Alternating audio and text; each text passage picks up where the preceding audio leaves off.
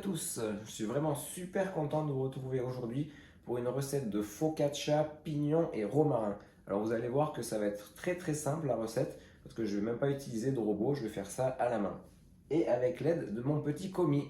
Vous êtes prêts pour la recette? C'est parti! Alors pour la recette, je vous montre vite fait les ingrédients mais vous les aurez en description.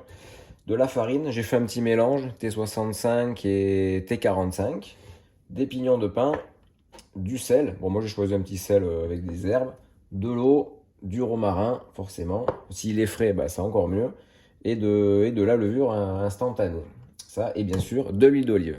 Alors pour les pignons en fait je vais faire moitié je vais les piler au pilon et les faire comme une petite farine, et le reste on va les garder en entier et ça on les mettra dans la préparation pour que ça donne un peu de croquant.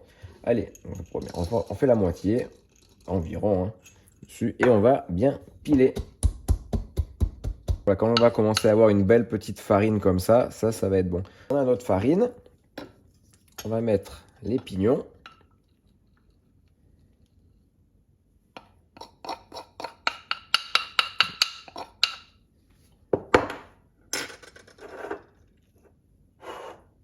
On va mettre aussi déjà tout le sel. Alors pensez bien quand même quand vous utilisez la levure, on ne met jamais en contact le sel et la levure. Sinon la levure elle est désactivée. Alors moi j'ai pas choisi une levure fraîche. Je sais pas, en général je mets toujours de la fraîche, mais là j'ai préféré choisir de la levure boulangère instantanée. On verra le résultat que ça va donner. Donc moi je mélange toujours bien quand même. On va mettre déjà quelques feuilles de romarin. Un petit peu plus quand même. Là, ça va déjà parfumer toute la pâte. On en remettra aussi à la fin. Du coup, on va mettre aussi la levure. Du coup, que j'ai bien mélangé, donc le sel, il est bien mélangé à la farine. Donc, il n'y aura pas de, même si la levure, il n'y aura pas assez pour désactiver la levure. Allez, on va mettre notre petite levure. Vous voyez, du coup, elle est comme ça. Du coup, c'est la levure sèche. Alors, je sais pas, apparemment, j'ai vu, il y en a deux différentes. Il y a la super active, moi, que j'ai. Donc, il n'y a pas besoin de la diluer dans de l'eau, contrairement des fois de la levure sèche déshydratée, où il faut la réactiver un peu dans de l'eau avant. Donc là, on va tester. Je vais mettre ça direct dedans. Et on verra bien le résultat. Voilà, allez, je vais faire un petit puits au milieu. Bon, vous allez voir, la recette d'aujourd'hui, pas compliquée. Et puis en plus, surtout, sans robot, quoi. Donc, d'habitude, il faut toujours des robots. Vous allez voir que même si on n'a pas de robot ménager à la maison, pétrin, tout ça, ça marche très bien comme ça. Du coup, allez hop, je mets toute l'eau au milieu. Bon, l'eau à température ambiante, pas froide et pas non plus justement trop chaude. Sinon, ça tuerait la levure. Allez, on va commencer à pétrir avec une cuillère et après, je vous montre ça.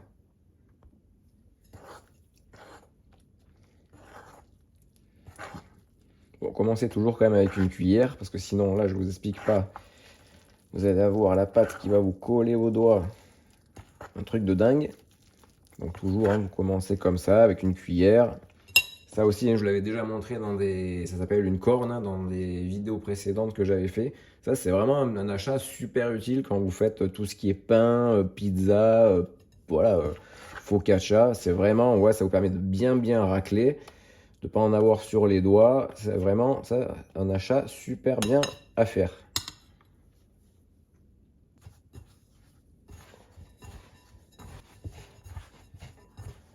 Voilà, allez, on la met sur le plan de travail.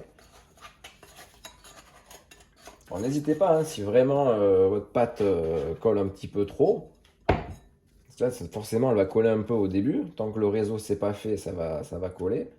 Vous mettez un tout petit peu de farine, vous prenez, on appelle ça fleurer, vraiment à peine, et vous jetez dessus. Ça va vraiment empêcher que ça colle au plan de travail. Vous voyez la corne, vraiment, c'est vraiment super pratique. On peut aller bien dessous. Et là, hop, on va commencer à bien la pétrir. Alors, je vous dis, si ça colle au début, c'est tout à fait normal. Mais petit à petit, quand elle va prendre de la force, ça va plus coller. Et c'est là qu'on va savoir justement que la pâte est plutôt bonne. Alors là, la pâte colle déjà un peu moins. Alors, je vais vous donner 2-3 petites astuces. Parce que le but, quand la pâte colle, c'est pas non plus de rajouter beaucoup de farine.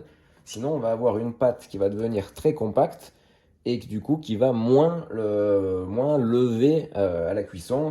Vous allez avoir là par exemple une focaccia qui va rester beaucoup plus dense. Vous n'allez pas avoir toutes ces belles bulles qu'on recherche justement dans la focaccia. C'est la même chose pour le pain.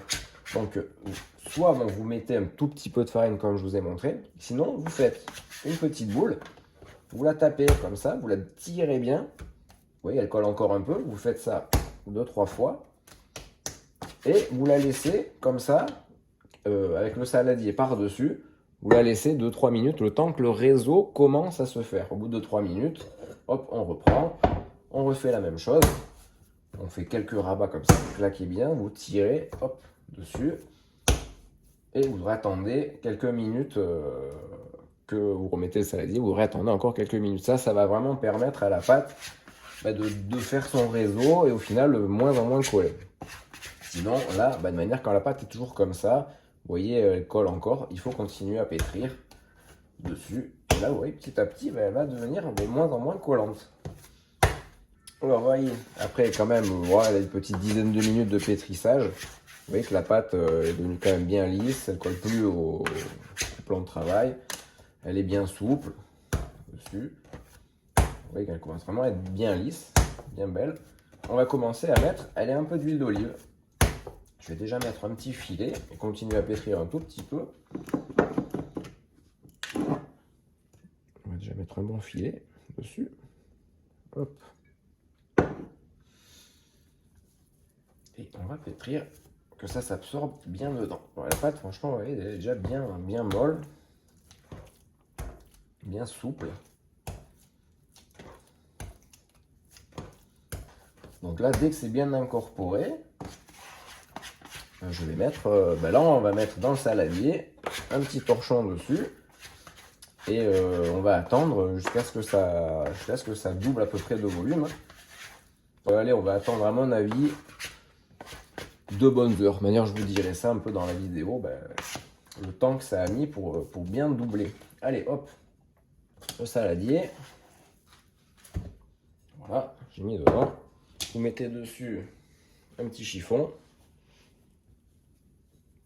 Bon, j'avais un petit commis au début, le chat qui était là, apparemment, n'a pas trop voulu m'aider.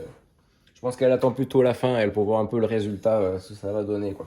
Allez, vous mettez ça dans un endroit à l'abri du courant d'air, température ambiante, et je vous dis à tout à l'heure.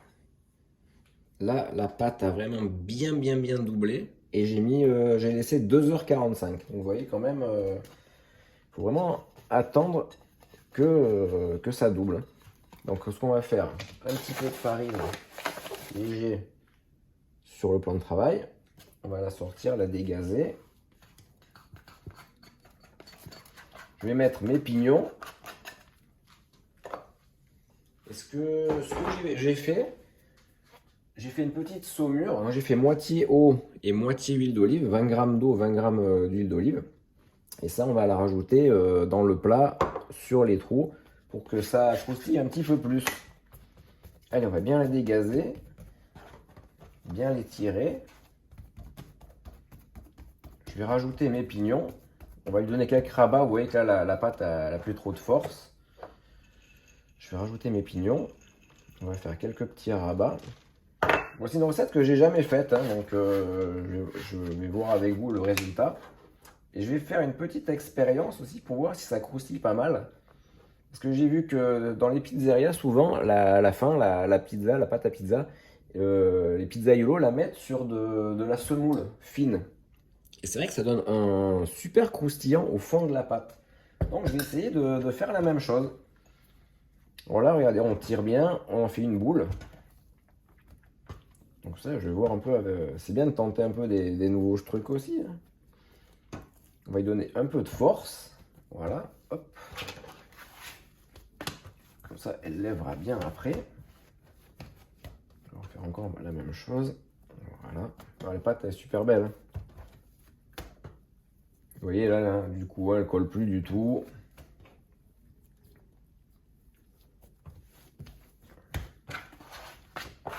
Voilà, bien la serrer. Pour lui donner de la force. Vous voyez, du coup, la pâte, quand on appuie dessus, elle remonte instantanément. Donc ça veut dire qu'elle prend de la force.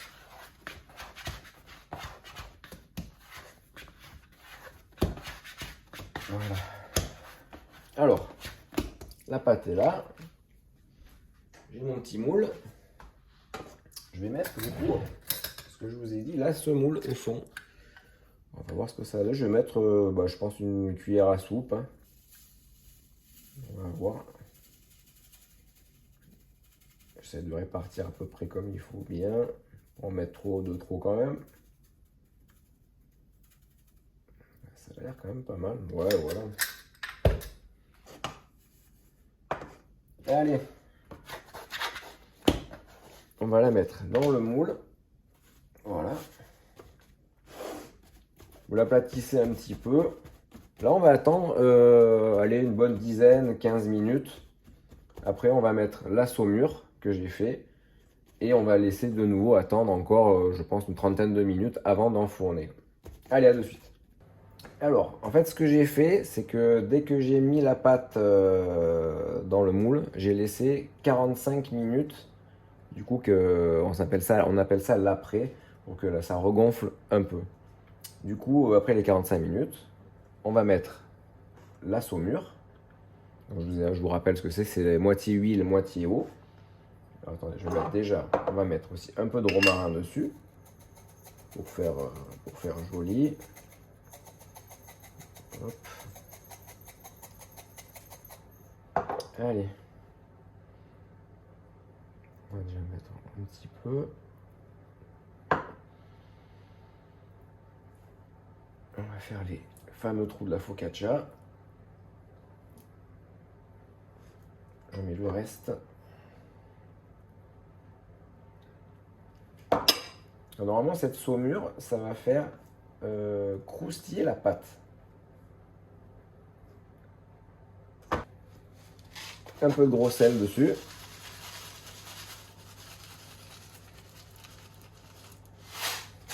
On met au four à 200 degrés. Voilà, après environ 30 minutes à 200 degrés. Bon, du coup, franchement, elle a une super couleur. Elle est bien gonflée. Allez, je vais démouler ça. Et on va quand même se découper une petite part. Pour voir quand même à l'intérieur ce que ça donne.